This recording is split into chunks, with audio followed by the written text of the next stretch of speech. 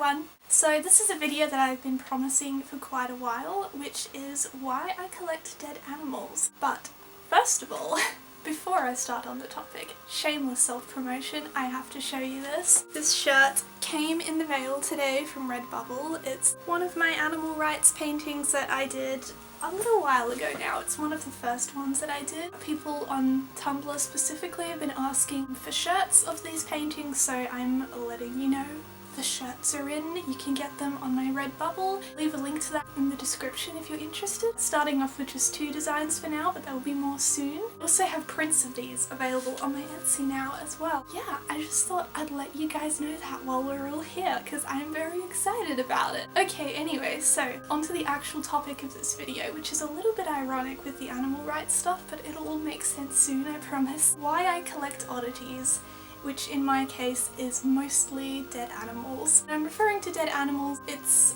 more things like wet specimens. This is a preserved blue-tongued skink that I found dead in my yard. Taxidermy. This is a little duckling that I got on eBay a long time ago.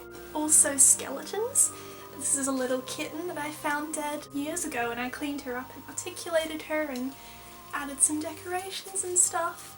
And pretty much just anything else along those lines. I collect fur and mummified stuff and random bones and skulls and teeth, claws. I mean, I collect stuff from humans as well where I can. I mean, obviously I do it all legally, but to give you an idea, that's kind of what I'm talking about when I say dead animals. I don't mean that I'm bringing in rotting carcasses to just sit on a shelf in my house. That's not quite it. I guess I get a lot of mixed reactions to this, and I kind of want to clear up the misconceptions and just talk about why this is such a big part of my life for me, because I have a massive collection of this stuff. I have a whole room full of it. I guess for this to make the most sense, I need to start where or when I first started collecting it. So I got my first piece that's still in my collection now. When I was a kid, I think I was about maybe 8 at the very most, but I would say younger than that. Between 6 and 8.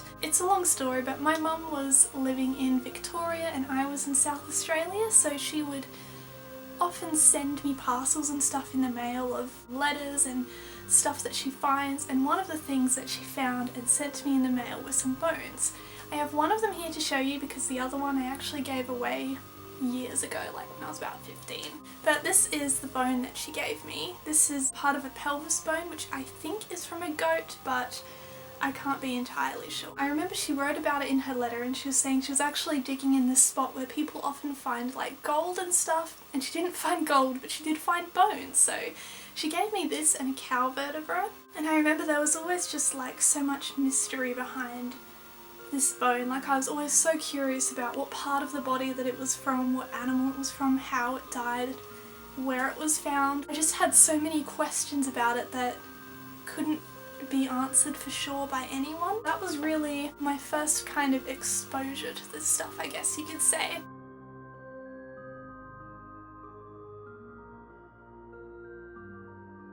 And it's ironic because I actually used to be extremely against like taxidermy and stuff, because I didn't realise that it was like an art form in itself, and you know, the animals aren't always killed for the purpose of being taxidermy. I still don't agree with killing an animal for the sake of being any kind of collection piece or any reason at all, really. But anyway, so that was like my first introduction to it. Fast forward to when I think I was about 15 or 16. I was walking on a beach with my friends. I was like on holiday and I'd never been to this beach before, and suddenly we come across bird skulls everywhere. They were all over the beach. They were like in the seaweed, the sand. There were clean skulls, and then bodies of the birds that the skulls came from that were still quite fresh, and it was a very odd scenario because that kind of thing happens very rarely. We also found like empty shark eggs and dead starfish, and it was like we just came upon this treasure trove made by nature. And I picked up one of these bird skulls and I was looking at it, and I just realised how special it was to hold something like that that in a way encapsulates a whole life. Like, that one skull had so much history to it, and it was once alive and breathing and part of this like whole vessel of being that had its own needs and desires and wants and memories and things that it liked or didn't like, its own personality. It would have travelled everywhere, like flying around the place, and it was all in this one little skull. It just blew my mind. So I kept the skull, and then the next day I went back to the beach and I just collected up as many of them as I could because there was so many of these skulls. I also picked up like the dead starfish and the shark egg casings and stuff, just everything that I could, because I just found it so amazing. And it was like my eyes had just been opened to this whole other world and aspect of nature, which I've always really loved nature and animals, and this seemed like a new way of appreciating it and further expressing my love for it, I guess. It's really rainy and wintry outside, by the way, so if you hear like rain and wind and stuff, I hope it isn't too distracting, but it's been like this all day and it's not gonna stop soon, so we're just gonna keep going. So after I found all of these bones on the beach, I of course took them home. I cleaned them the best that I could, but I didn't know how to clean bones or dead stuff in general at that point. I don't know, I did my best, but I will say that after that I did end up branching out very slowly into other kind of things like that as well. Like if I found a bone or something on the ground, I would take it home and just keep it on my shelf or something, and just every now and then I'd go past the shelf and I'd just pick it up and look at it. Bones had so many questions and mysteries to them that I just really needed to know. It was like this innate need to just know what they're about and figure out everything about them. I wanted to know the species, what part of the skeleton that it was, how the animal possibly died, just all of it. I just needed to know. So I kept collecting all these things, and eventually I just started learning about them at the same time, so it kind of has an educational aspect to it as well, because as I kept picking stuff up, I just naturally started to learn more about it. I started picking up whole skeletons and figuring out how they went together. Then later on, when I found another random bone from a different animal, I'd be able to figure out what part of the skeleton that was from, what the name was, all the different parts of it, and then I learned how the same parts from different skeletons of different species look slightly different to each other in their structures, and then that's how you could figure out what species of animal the bone was from, even if you don't have the skull. All this stuff, it was just so interesting, and I just naturally started learning it as I kept collecting. There's definitely that very big educational aspect to it, which is also a big part of the hobby.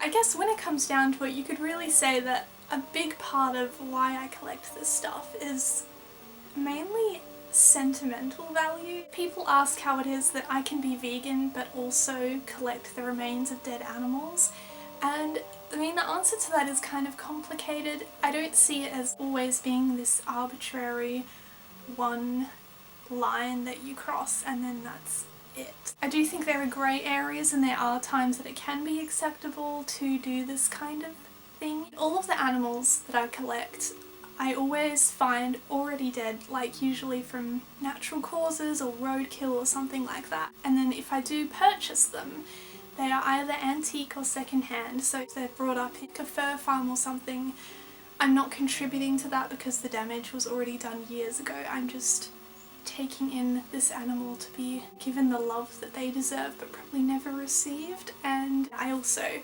purchase stuff from ethical sellers that do the same thing as me, where they just find the animal already dead and pick it up and clean it up and everything and take care of it. I was to start like killing animals, which I would never do, but if I were to do that for the sake of collecting and for making stuff out of their bones or whatever, that would completely defeat the purpose of why I collect them, which is again sentimental, and that I love animals and I love nature, and I don't want these animals or who they were to be forgotten, and I just want to continue to honour them and have them be remembered and respected and loved, and I want people to see that nature can still be beautiful even after death. And I don't see why just because something or someone has died, it should automatically mean that you stop loving them or appreciating them or seeing their beauty. I don't see the animals in my collection as trophies or even objects. I kind of almost see them as mutuals. I don't know, they're like my little friends, they're my little family that I've gathered together, and I just want to take care of them. And I know it sounds kind of loopy because in theory they don't really know that I'm taking care of them, but like that's what makes it sentimental, because it's important to me even if they're dead and they have no idea that I'm doing this. In the case of antique fur and stuff like that, where the animal didn't come from a very good place, in a fur farm for example, where they're just kept in cages their whole lives and treated really, really terribly, and they're just killed for their fur, and that's the whole reason that they were brought into existence, or if they were hunted for their fur and stuff, that animal probably never received any love or respect or like anything that they really deserved. And even though they're dead now, I still want to give them that love that they did deserve but that they never received, most likely. So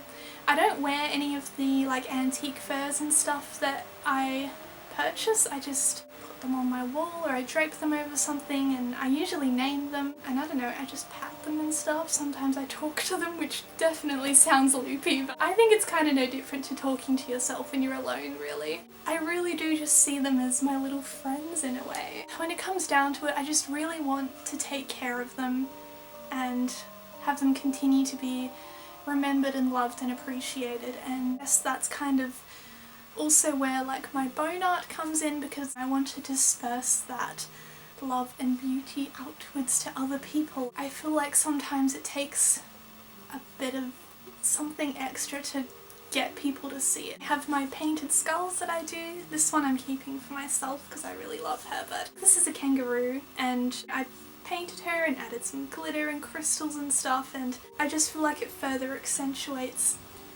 her existing beauty and even like her personality. Like I feel like each animal in my collection kind of has their own personality that comes through a bit.